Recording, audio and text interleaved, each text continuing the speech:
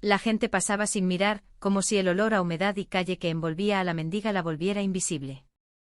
Estaba sentada junto a la entrada del centro comercial más elegante de la ciudad, con la espalda apoyada en el mármol frío y los ojos apagados, sosteniendo una bolsa vieja que parecía contener toda su vida. Algunos fruncían el ceño, otros se tapaban la nariz con disimulo, otros simplemente aceleraban el paso. Nadie se detenía. Nadie preguntaba si estaba bien. Nadie excepto 4 niños pequeños que empujaban un carrito oxidado lleno de botellas vacías. Eran los hijos del conserje del edificio, acostumbrados a acompañar a su padre después de la escuela mientras él limpiaba pasillos relucientes que no les pertenecían. Vestían ropa sencilla, zapatillas gastadas y llevaban en el rostro esa mezcla de inocencia y cansancio que solo tienen los niños que han aprendido demasiado pronto cómo funciona el mundo. «Papá», dijo la mayor, tirando suavemente de la manga del hombre, «la señora está enferma». El conserje miró a la mujer. Dudó. Sabía cómo reaccionaba la gente. Sabía que no era su problema. Pero también vio cómo las manos de la mendiga temblaban y cómo su respiración era irregular, como si cada bocanada de aire fuera una lucha. Solo un momento, murmuró, más para sí mismo que para los demás. Los niños se acercaron primero.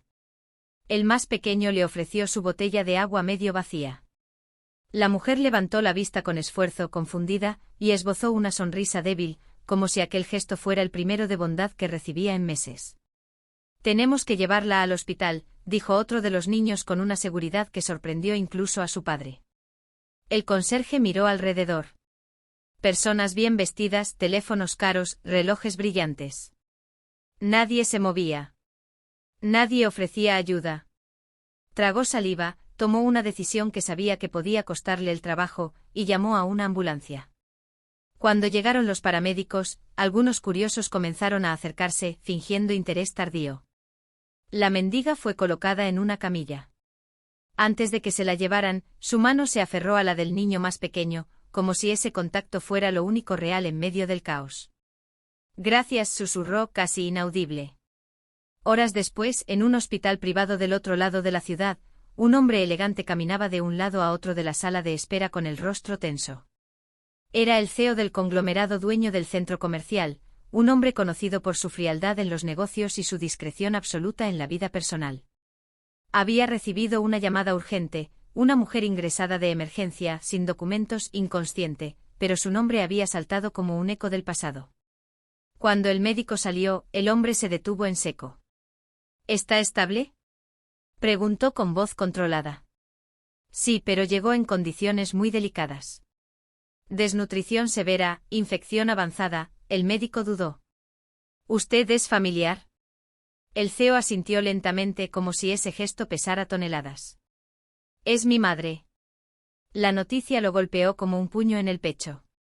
La mujer a la que llevaba años buscando, la que había desaparecido tras una serie de decisiones que él nunca terminó de perdonarse, había estado mendigando a metros de su propio imperio. Invisible. Ignorada. Salvada solo por un conserje y 4 niños que no tenían nada, excepto humanidad. Esa misma noche el conserje recibió una llamada inesperada. Pensó que era para despedirlo. En cambio, una voz formal le pidió que acudiera al hospital con sus hijos. Cuando llegaron, el lujo del lugar los hizo sentirse fuera de sitio.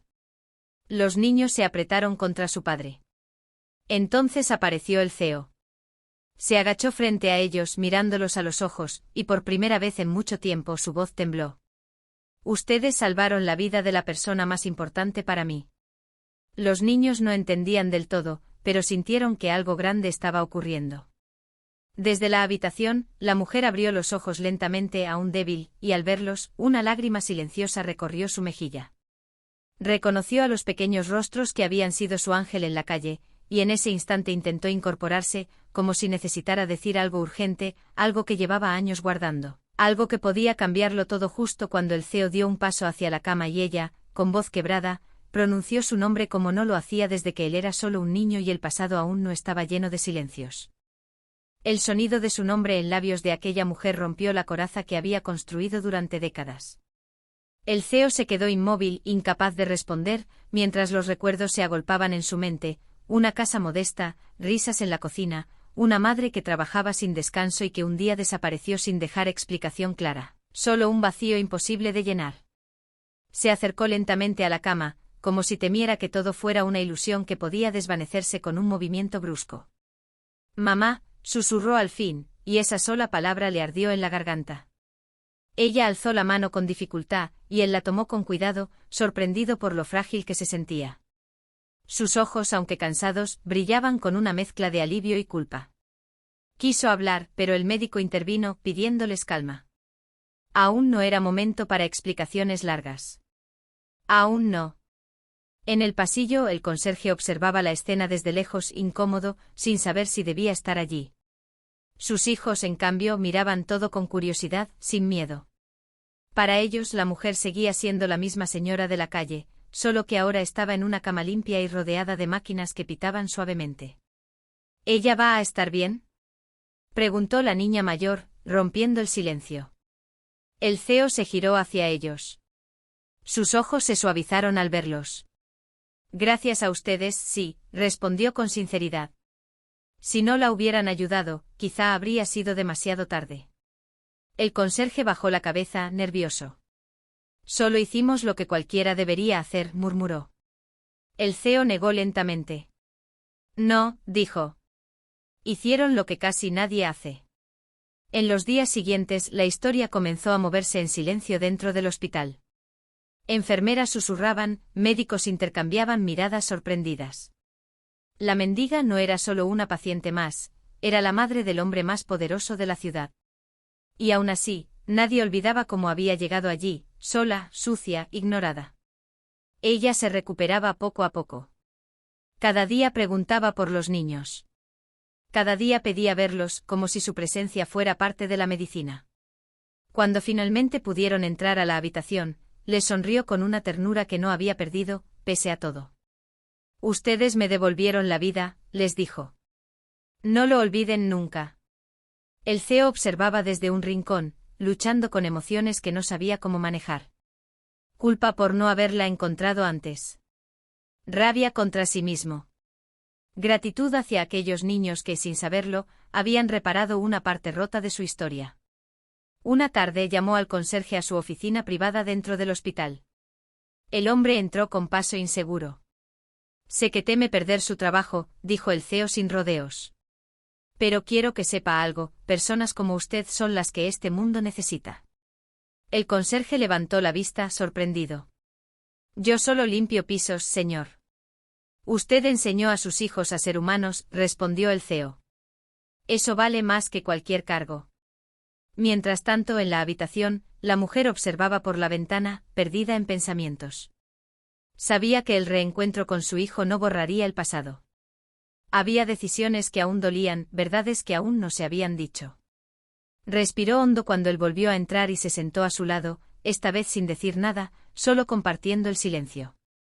Afuera, los niños jugaban en el pasillo, ajenos al peso de las historias que habían cambiado. El hospital seguía su rutina, pero algo invisible se estaba transformando, como si ese simple acto de compasión hubiera puesto en marcha consecuencias que nadie podía prever todavía, consecuencias que pronto saldrían de esas paredes y sacudirían la vida de todos, empezando por una verdad que estaba a punto de ser revelada cuando la mujer, con voz firme pese a su debilidad, decidió que ya no podía callar más y empezó a hablar. El CEO se inclinó hacia adelante atento, como si cada palabra fuera a cambiar el rumbo de su vida. Ella respiró hondo, cerró los ojos un instante y luego los abrió, fijándolos en él con una determinación que no coincidía con su cuerpo debilitado. No me fui porque quisiera abandonarte, dijo al fin. Me fui porque alguien me obligó a elegir entre perderte para siempre o desaparecer. Él frunció el ceño confundido. Aquella no era la historia que había construido en su mente durante años. ¿De qué hablas?, preguntó en voz baja. Ella apretó la sábana entre los dedos. Tu padre, su voz tembló pero continuó. Cuando supo que yo había descubierto ciertas cosas de la empresa, negocios sucios, dinero que no debía existir, me dijo que si hablaba, te destruiría. Tenía poder, contactos, y yo no tenía nada. Pensé que alejándome te protegería. El silencio cayó pesado entre ambos. El CEO sintió un nudo en el estómago. Su padre, el hombre al que había admirado y cuyo legado había heredado, ya no parecía tan intachable. Intenté vigilarte desde lejos, continuó ella. Cambié de ciudad, luego de país. Pero todo salió mal. Perdí trabajos, perdí salud, perdí fuerzas. Y cuando quise volver, ya era demasiado tarde, no sabía cómo encontrarte. Él se levantó de golpe, caminando de un lado a otro de la habitación, luchando por ordenar sus pensamientos. Las piezas empezaban a encajar de una forma dolorosa. La frialdad de su padre. Los silencios incómodos. Las advertencias veladas que siempre había ignorado. Todo este tiempo, murmuró. Todo este tiempo estuviste sola. Ella asintió lentamente. Hasta que aparecieron esos niños. Él se detuvo y miró hacia la puerta, donde se escuchaban risas lejanas. Por primera vez entendió que el verdadero poder no estaba en los contratos ni en las juntas directivas, sino en decisiones pequeñas, casi invisibles. Días después el hospital fue escenario de una visita inesperada. Abogados, asistentes directivos. El CEO había convocado una reunión urgente. Nadie entendía el motivo exacto, pero el ambiente estaba cargado de tensión. Quiero una auditoría completa, anunció sin rodeos. De cada empresa, de cada cuenta. Sin excepciones. Algunos intercambiaron miradas nerviosas. Pero señor, eso podría afectar la imagen del grupo, se atrevió a decir uno. La verdad siempre lo hace, respondió él. Y ya es hora. Mientras tanto, la mujer seguía recuperándose, pero su mente no descansaba. Sabía que hablar había puesto en marcha fuerzas peligrosas. Una noche despertó sobresaltada, con la sensación de que algo se aproximaba. Al día siguiente el CEO notó su inquietud.